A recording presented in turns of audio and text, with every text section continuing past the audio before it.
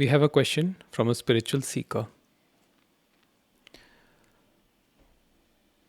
I totally see what you're saying in regards to self improvement or even engaging in spiritual practices versus just being, and how getting on the self improvement route takes one away from just abiding in the self and the thoughtless state and acceptance of one already being whole.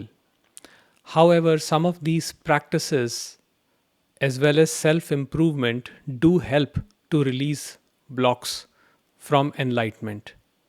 Do they not? And help one to release some vasanas which are on autopilot, which we are not, of course, so that one can be a reflection of the true self. That is, cleansing the mirror to be a true reflection. A small example: if one's unconscious manner of speaking is not perceived as being soothing, and one wants to feel loved when they speak, then realizing why one's manner of speaking developed in a certain way and changing tone, etc., and addressing the underlying reason, that is awareness, can be beneficial to themselves and the people they interact with, and the effect on others, and create a positive change. For example, your delivery in your videos is partly the reason why they are doing so exceedingly well. Once the Kundalini rises, so much is brought to the surface. To work through those require some practices, would you not say? It is quite difficult to articulate these questions, but I hope you are able to grasp what I am saying. Yes, I understand what you're saying, and it's a beautiful question. So let's take it one by one.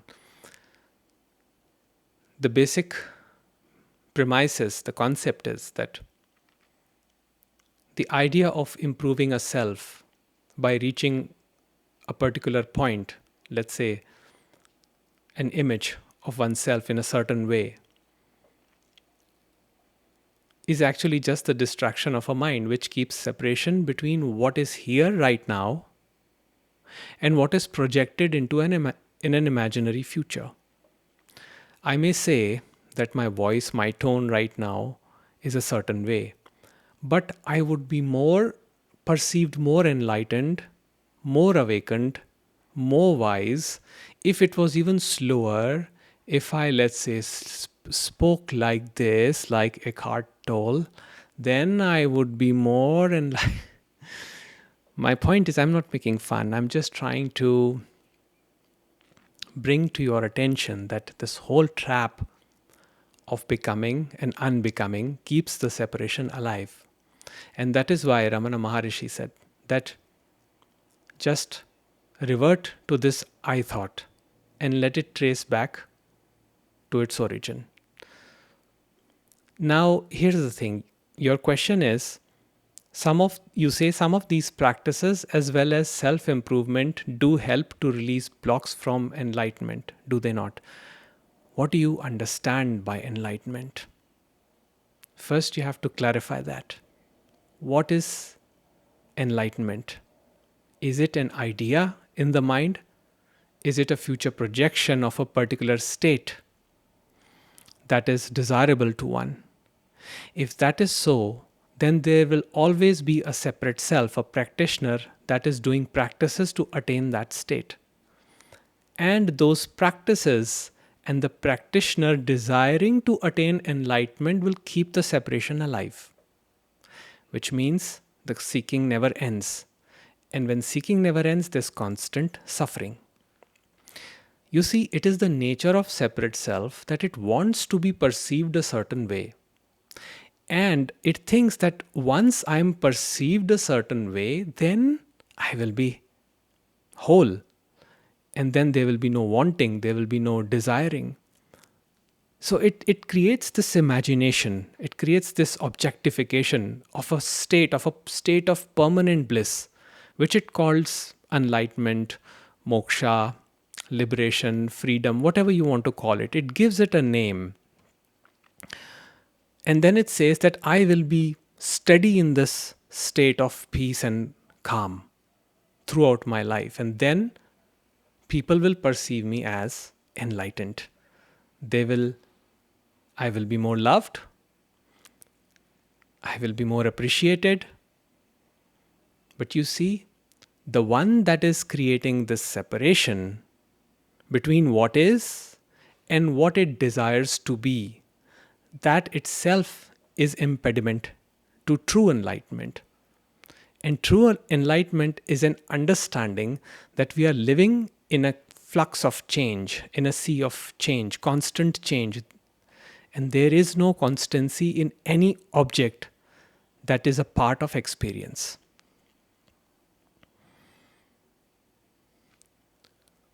The awareness, yes, the awareness itself that witnesses everything is the true self, which need not be attained because it is here and now.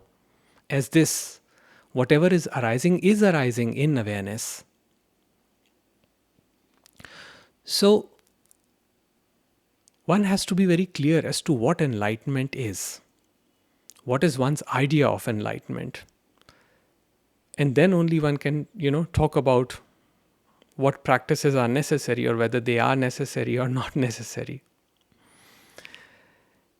And then you say, if one's unconscious manner of speaking is not perceived as being soothing and one wants people to feel loved when they speak. Now, pay attention to this small piece. And you say, one wants people to feel loved when they speak.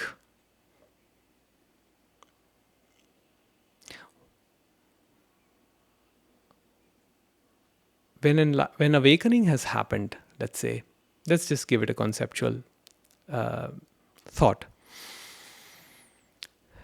When awakening has happened, the need to be loved is not there because one becomes love.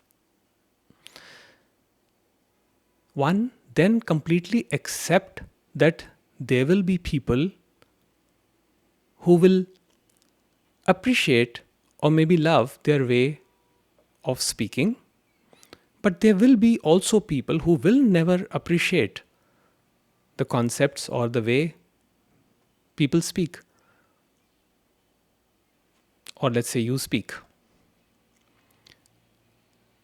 So, for example, some people appreciate my videos, some people do not appreciate my videos.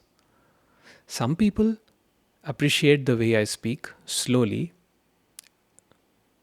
Some people do not appreciate it. I have had many comments on my channel where people say that you speak too slow. And most of us are so used to fast content where we are just speaking non-stop that someone speaking slow their mind cannot relate to that speed because they want the information quickly. They want to get to the answer. They're like, give us the solution to the enlightenment.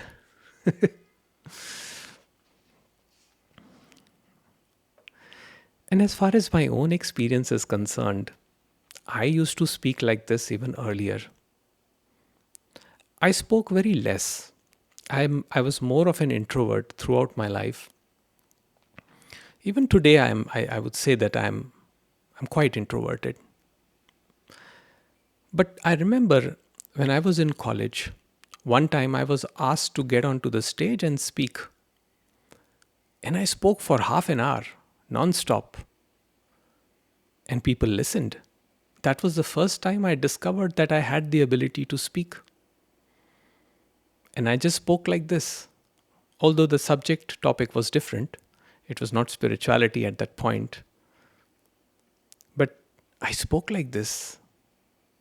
And people listened. It is not that enlightenment rewards us with something.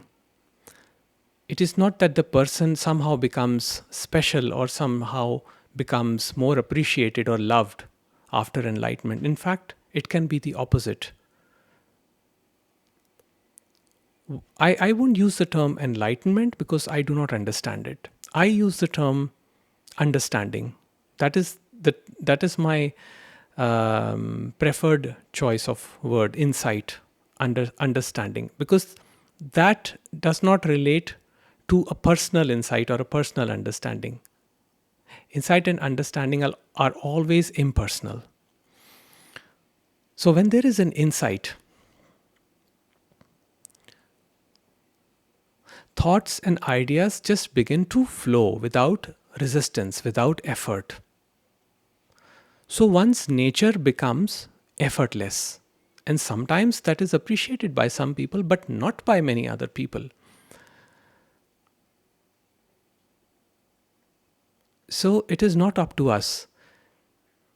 And what positive change can we create? It doesn't depend on what on the manner we speak. It's about what we speak. And one can create a positive change in many different ways. A positive change happens through actions, not through words alone. And how one is in one's own energy, that is the most important thing. The more you try to release so called your vasanas, the more caught up you are in the game of mind. Because you create this sense of separation. You say, I am flawed, I have these vasanas, we all have these vasanas. And then we give ourselves this task, which is an uphill battle. For example, I'll give you an example. Sexuality is a very important part of human existence. It is a very potent force. And most people, especially here in the East, deny themselves sexual pleasure because they somehow this conditioning has come about that it's bad, it's ugly, it's dirty, there's shame associated with it. And they think that it will lead them to more and more desires that will hamper their idea of attaining enlightenment. So what they do is they suppress. They live in suppression. They try to purify themselves, fix themselves.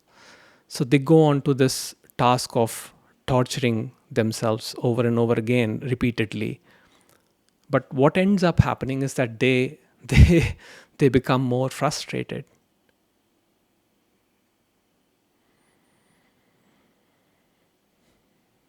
Jiddu Krishnamurti spoke about a young monk in his 20s who was so attached to the idea of enlightenment.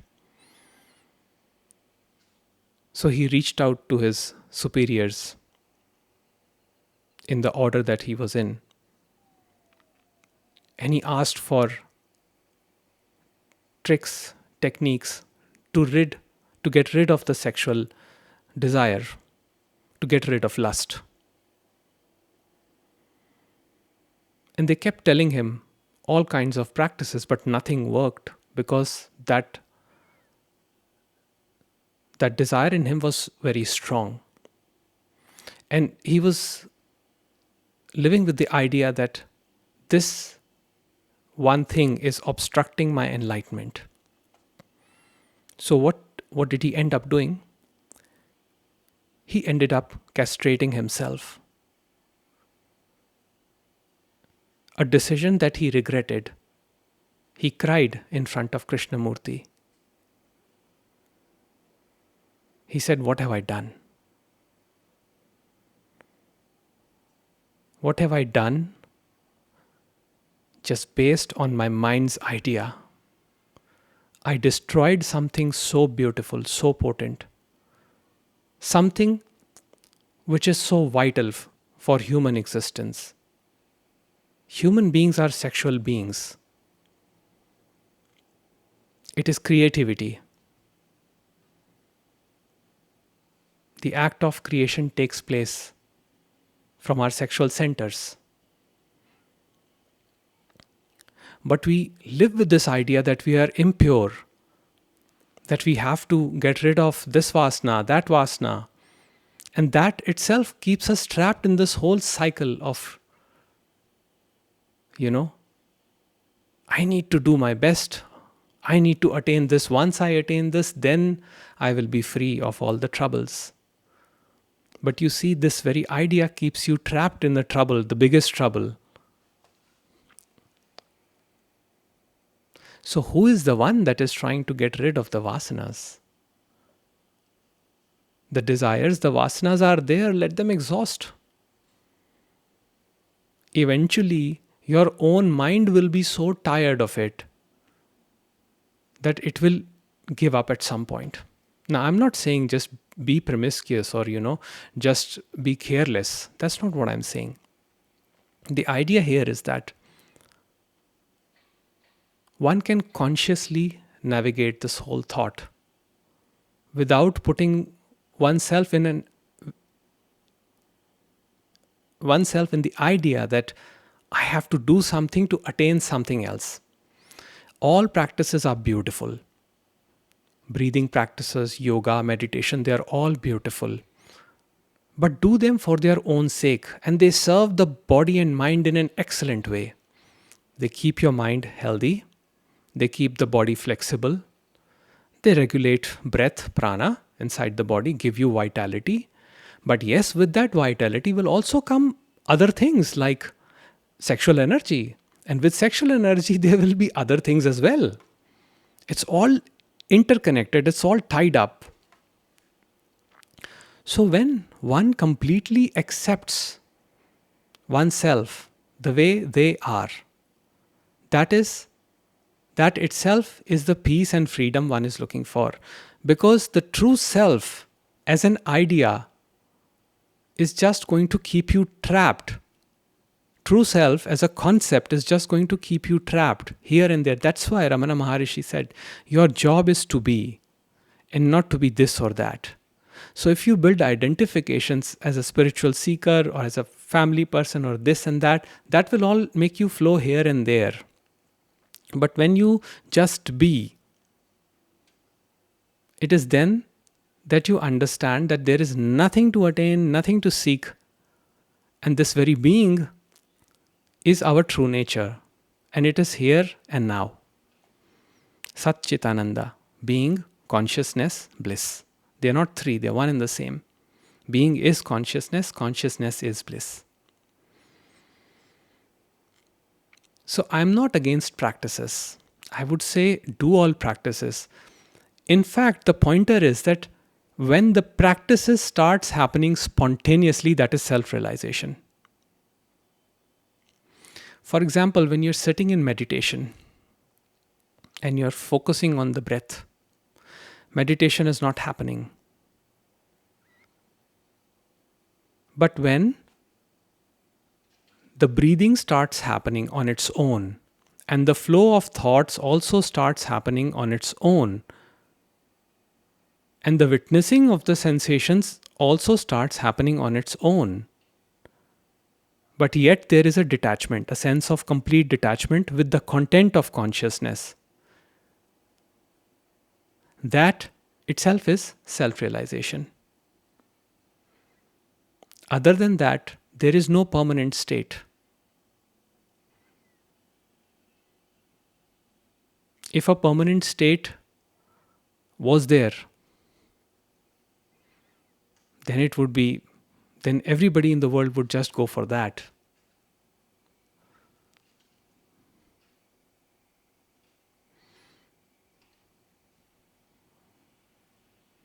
Because that would, according to their idea, give them something that they don't have.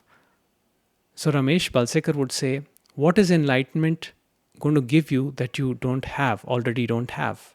That is the question. Now, don't get me wrong. I do the practices myself. I do a lot of breathing, yoga, stretching, and other practices. But I don't do them with the objective of attaining anything. I don't do them to improve myself. Because any version that I create of myself is not going to satisfy my mind. Because mind's nature is not to get satisfied, its nature is to continue thinking. Because it survives and thrives by thinking, by entanglement, by drama. So I just be, and in being in that quietude, I see things as they are.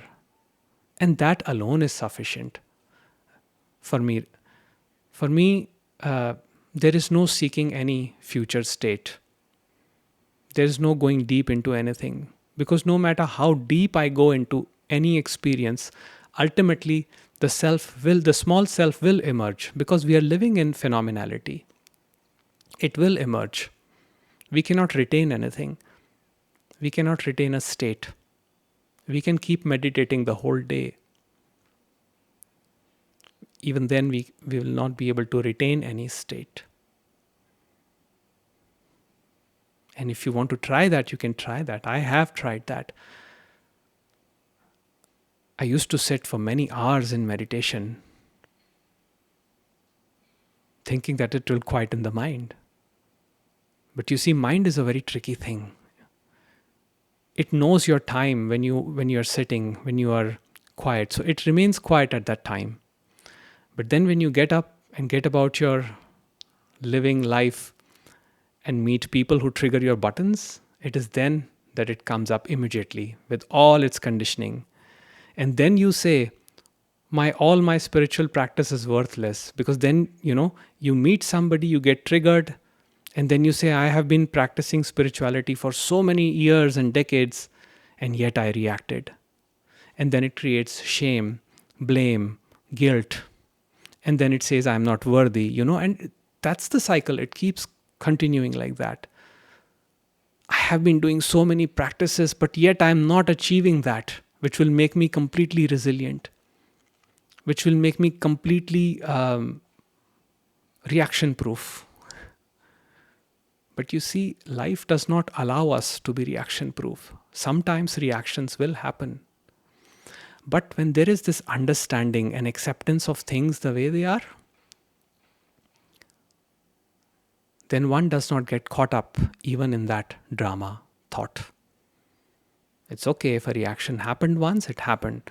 I can certainly apologize. I can say I'm sorry. But I don't create any guilt or blame towards myself or towards the other person. And that makes life peaceful. So I never was a seeker of enlightenment, and I'm not enlightened either. But I was a seeker of peace.